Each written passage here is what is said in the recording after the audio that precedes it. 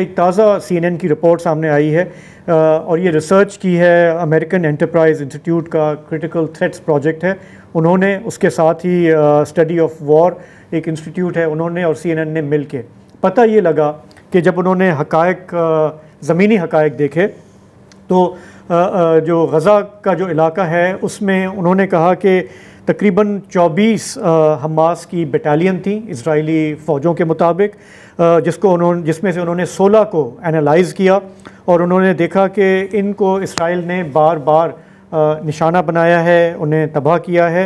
और पता ये चला कि सिर्फ 2 को वो मुकम्मल तौर पर तबाह कर पाए, लेकिन बाकी जो हैं कोई 16 के करीब उनको वो अपना काम करते रहे। 9 को कोई थोड़ा बहुत नुकसान पहुंचा, जबकि 5 से हमास हमले करती रही। लेकिन कुछ माह के बाद 7 जो हैं बटालियंस हमास की वो रीजनरेट हुई, रिक्रूटमेंट उनकी दोबारा हुई और वो दोबारा मौसर हो गई। तो इससे ये पता ये चला कि इज़राइल ने जिस तरह से फोकस किया हुआ है वो एक जगह उसको शिकस्त होती है, वो आगे बढ़ते हैं,